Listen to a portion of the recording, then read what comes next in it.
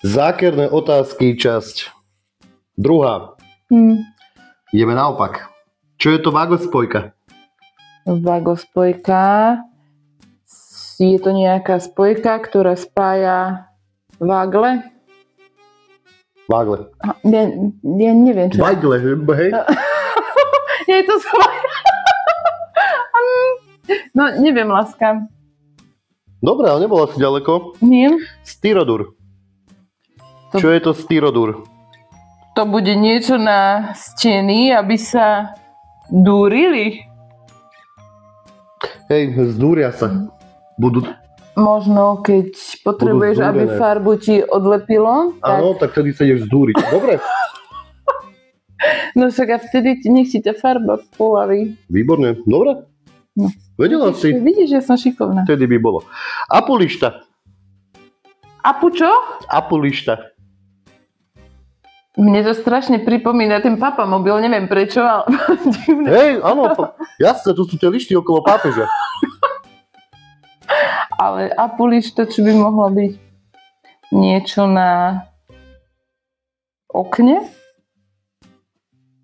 OK, dobre. Bužírka.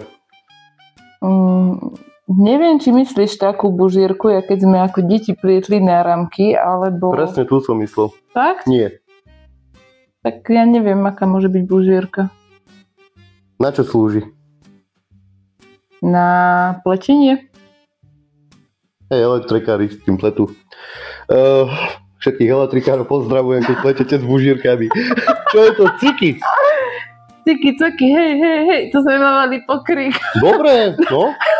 V tábore. Vedela si. Čo je to MPVčko? MPVčko, to je nejaká skrátka? Nie, Zlatko. Áno, je to skrátka. MPV, hej? Motorizovaná, pohonná... B.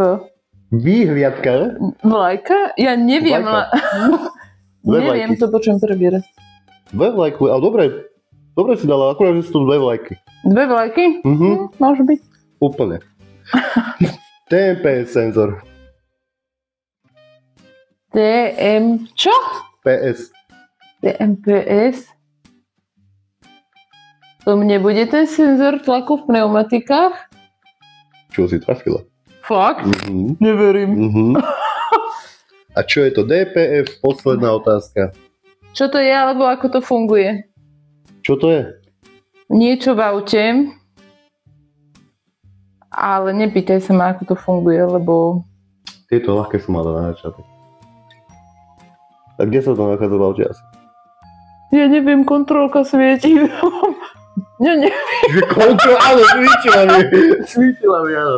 To je pravda. Kontrolka motora ti potom svieti, nie?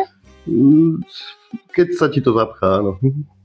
No, keď ti to dáva tie špinky v motore. OK. Dobre, takže v podstate, neviem, také dve správne. Jak dve správne? No viac ich nebolo.